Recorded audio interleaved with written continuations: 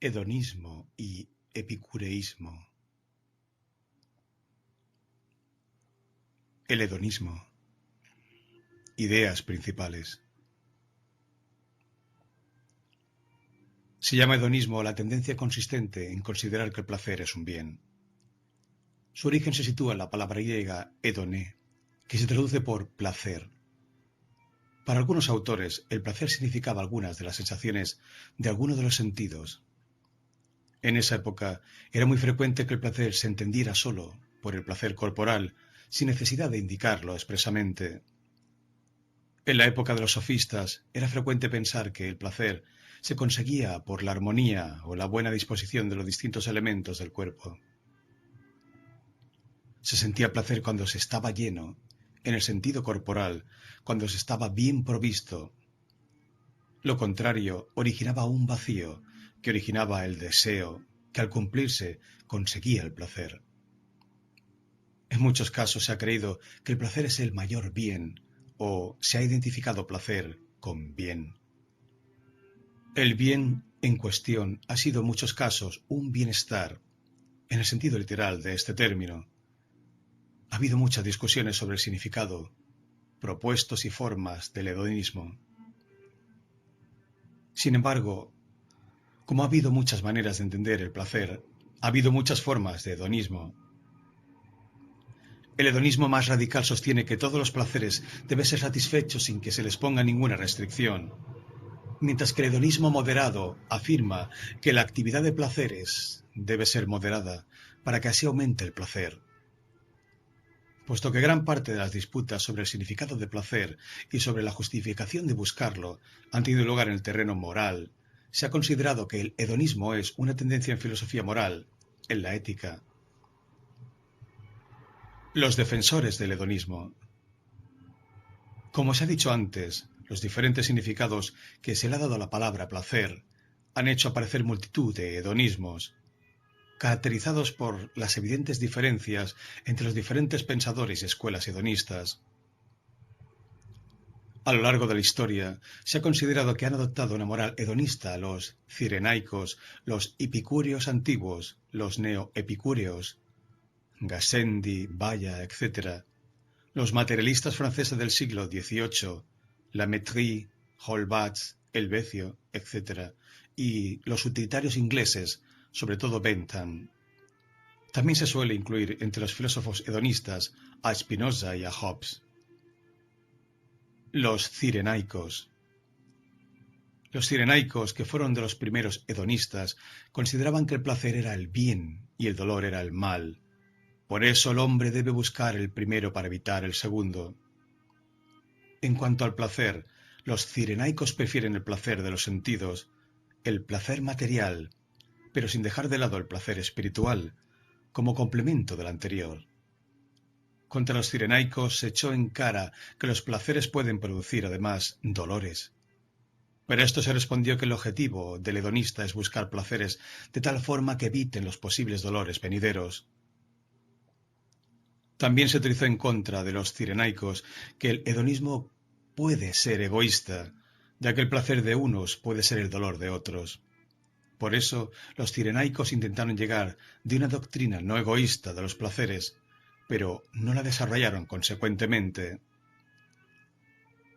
Los epicúreos antiguos.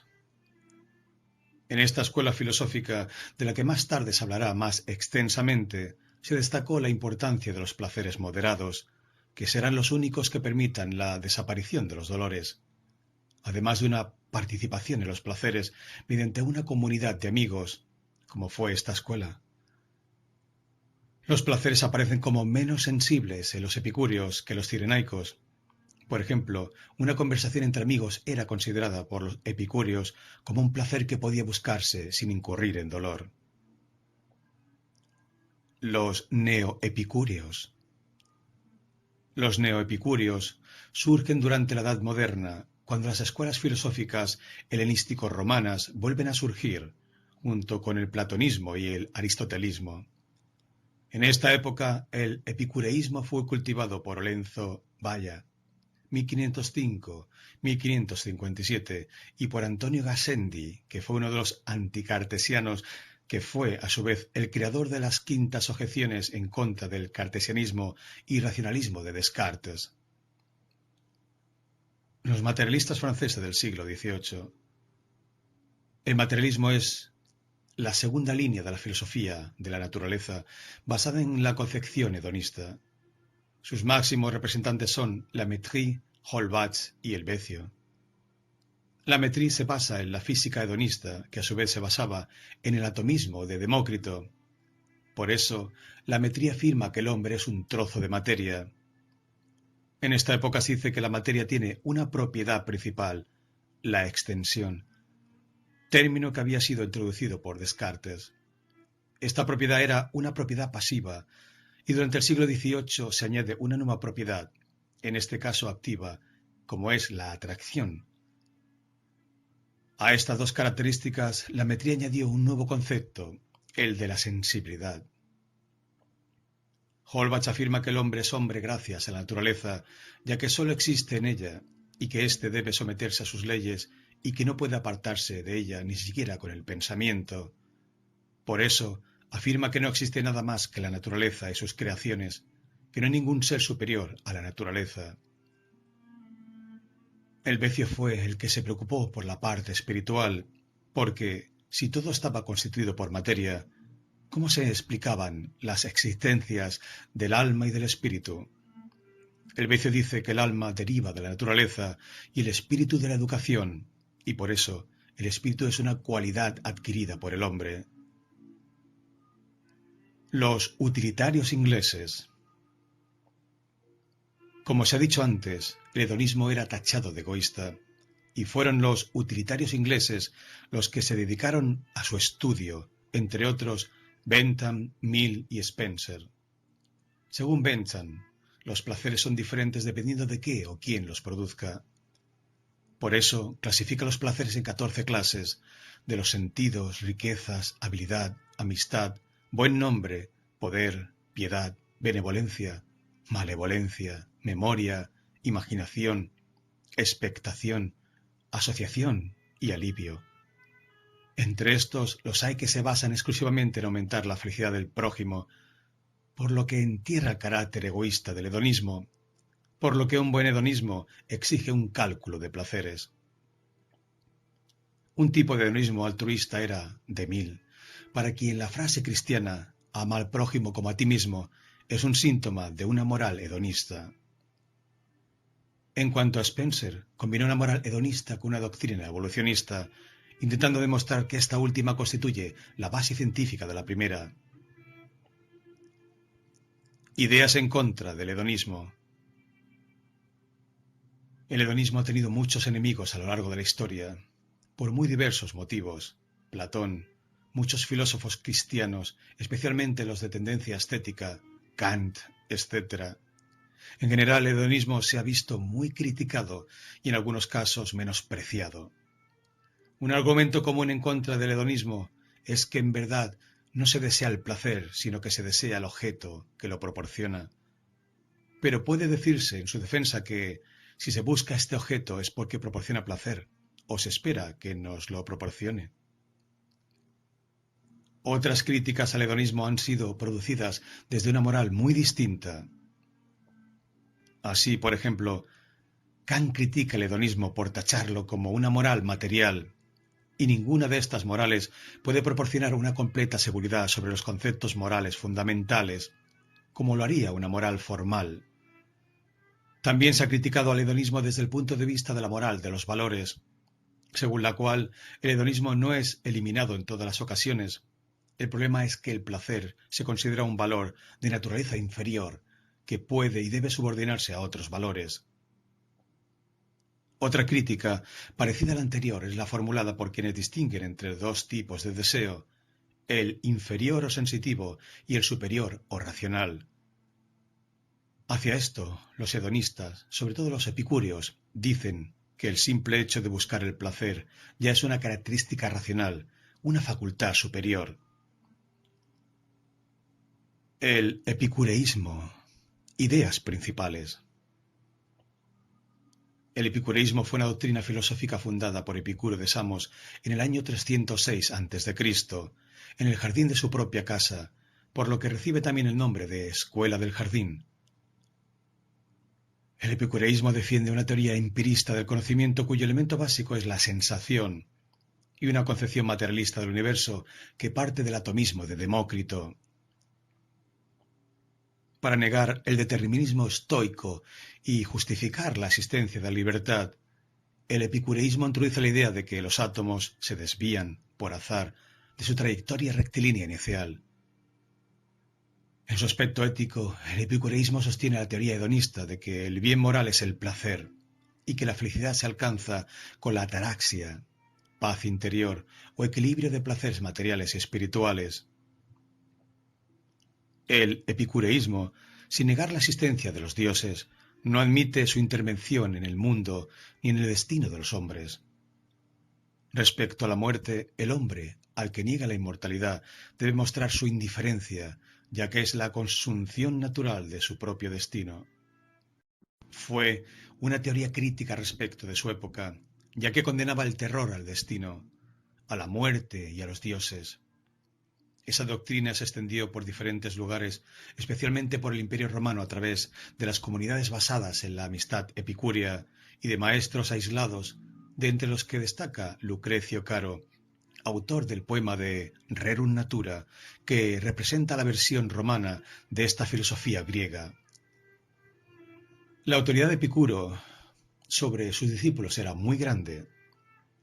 Como las demás escuelas, el epicureísmo constituía una asociación de carácter religioso, pero la divinidad a la que estaba dedicada esta asociación era el fundador mismo de la escuela. Las grandes almas epicúreas no las formó la doctrina, sino la asidua compañía de Epicuro. Tanto durante su vida como después de su muerte, los discípulos y los amigos le tributaron honores casi divinos y procuraron modelar su conducta sobre su ejemplo. El precepto fundamental de la escuela era: obra siempre como si Epicuro te viera. El epicureísmo ve en la filosofía el camino para lograr la felicidad entendida como liberación de las pasiones. Así pues, el valor de la filosofía es puramente instrumental, su fin es la felicidad. Mediante la filosofía, el hombre se libra de todo deseo inquieto y molesto. También se libra de las opiniones irrazonables y banales y de las turbaciones procedentes de ellas. La investigación científica, encaminada a investigar las causas del mundo natural, no posee otro fin. Si no estuviéramos turbados por la idea de las cosas celestes y de la muerte, y por no conocer los límites de los dolores y de los deseos, no necesitaríamos la ciencia de la naturaleza.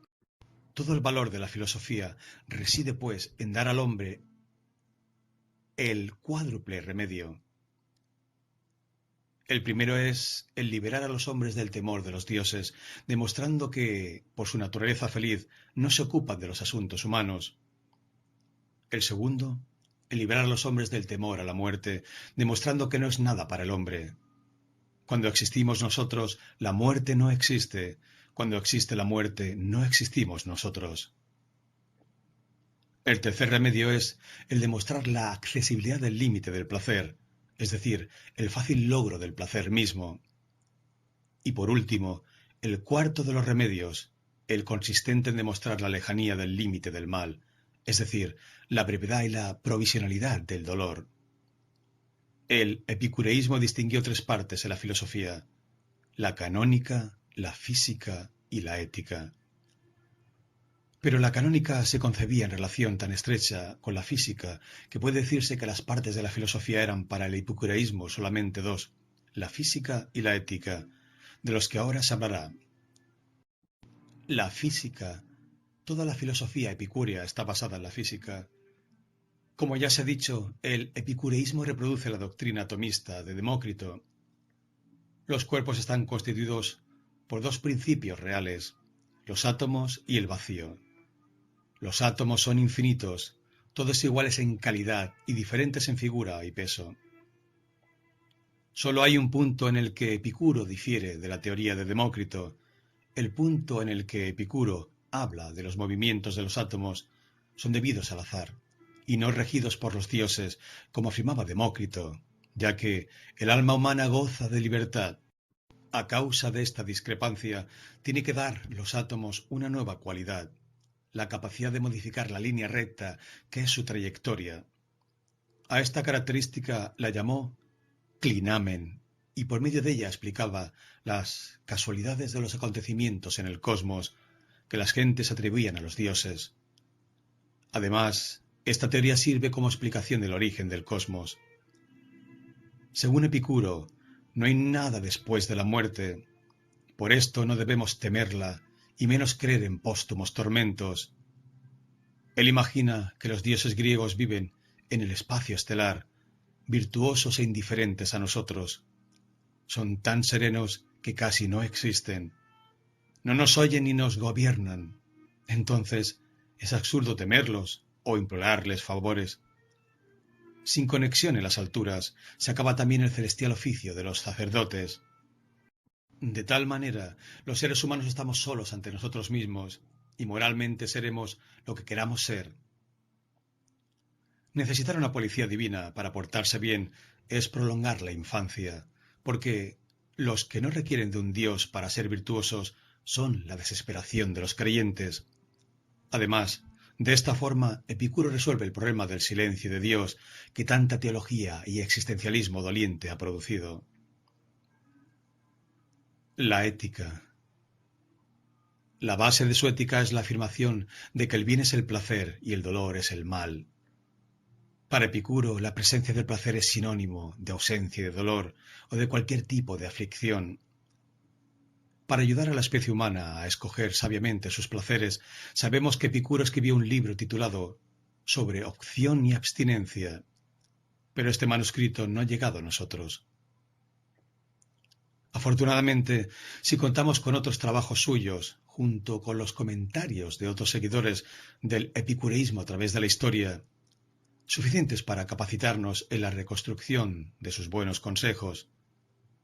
Una máxima que ha llegado hasta nosotros, tomada de las doctrinas principales, es la clasificación de los placeres en naturales y necesarios, naturales y no necesarios, y ni naturales ni necesarios. Nuestra disposición hacia cada uno de estos casos determina si estamos aptos para intensificar o minar nuestra felicidad a través del tiempo.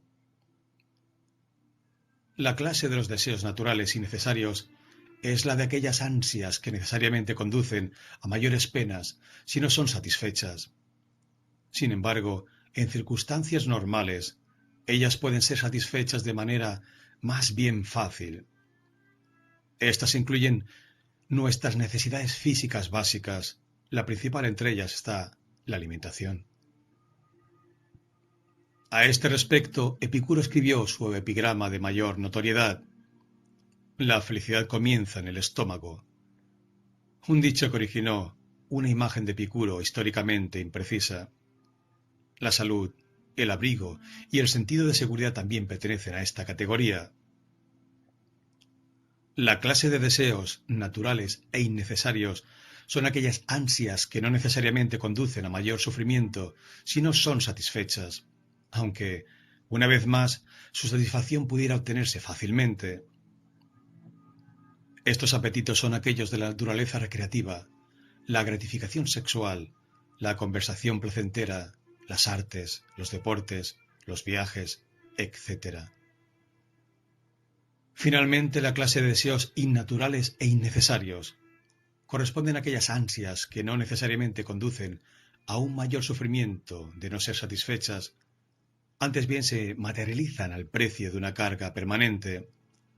Tal es el caso de la fama, el poder político, la riqueza extraordinaria y otras ambiciones que conllevan los atavíos del prestigio.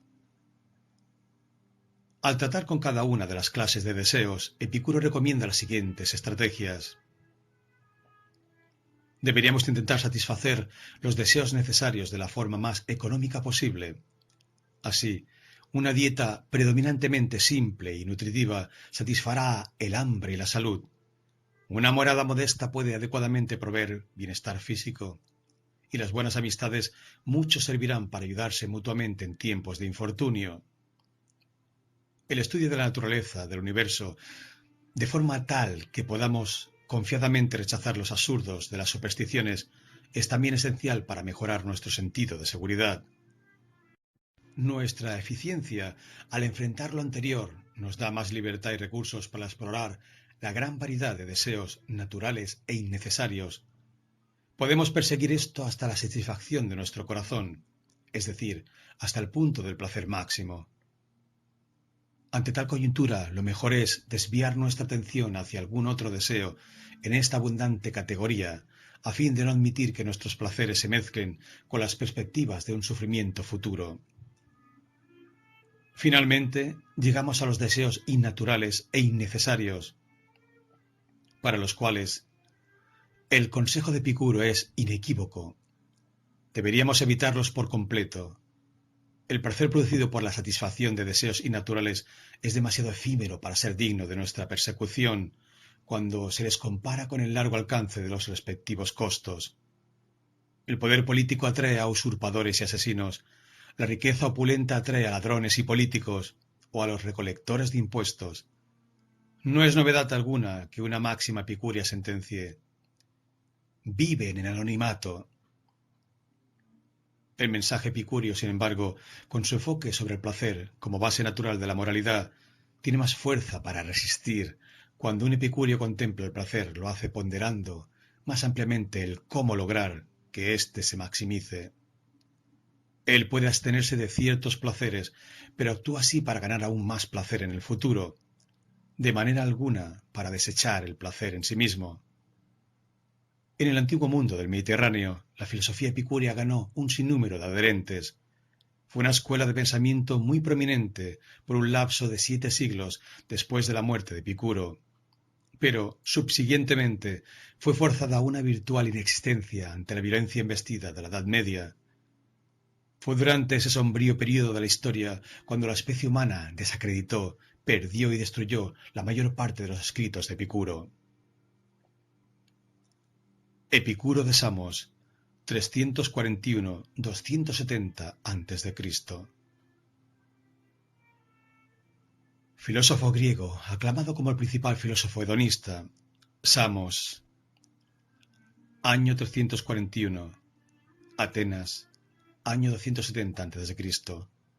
Fue hijo de Neocles, nació en enero o febrero del año 341 a.C., en Samos, donde transcurrió su juventud. Empezó a interesarse por la filosofía a los 14 años de edad. Conocedor de la filosofía platónica, aristotélica y de los jonios, gracias a sus estudios con el platónico Pánfilo y luego con el discípulo de Demócrito, Nausifones. Fue este último el que le introdujo en la doctrina de Demócrito, del que por algún tiempo se consideró discípulo.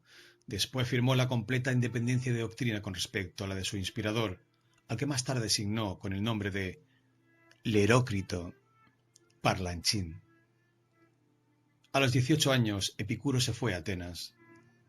No ha quedado demostrado que haya asistido a las lecciones de Aristóteles y de Genócrates, que por aquel tiempo era jefe de la academia.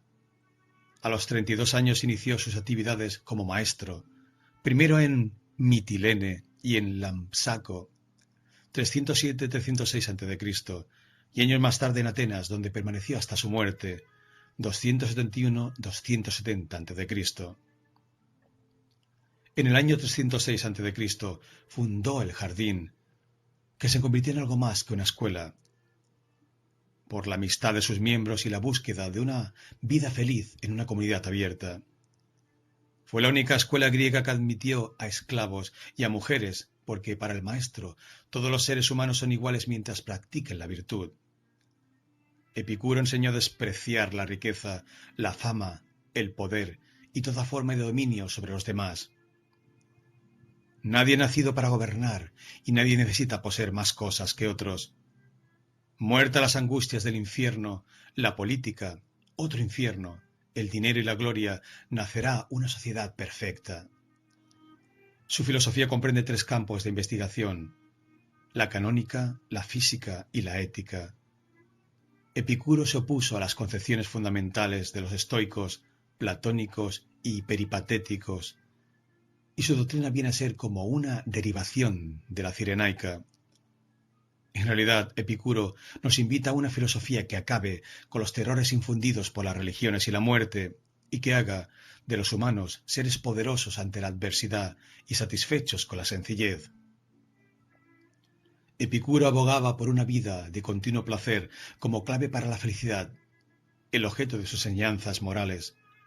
Su gran perspicacia para satisfacer este fin consistía en identificar el límite de nuestra habilidad para experimentar el placer en cualquier momento.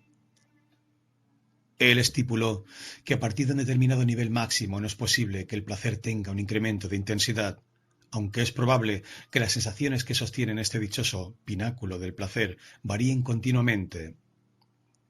Él denominó a esta experiencia punta como ataraxia, palabra griega que significa paz del alma. Fue autor de numerosos escritos, alrededor de 300, de los que solo nos quedan solo 3 epístolas, conservadas por Diógenes Laercio, la primera, dirigida a Heródoto, que es una breve exposición de física, la segunda, a Meneceo, que es de contenido ético, y la tercera, a Pitocles, de dudosa atribución, que trata de cuestiones meteorológicas. También se conservan el Manual de Principales Doctrinas, las Máximas Capitales y su Testamento, además de una serie de 80 aforismos que pertenecen a su obra sobre la naturaleza, descubiertos más tarde en un manuscrito del Archivo del Vaticano en 1822, llamado Setentiae Vaticanae.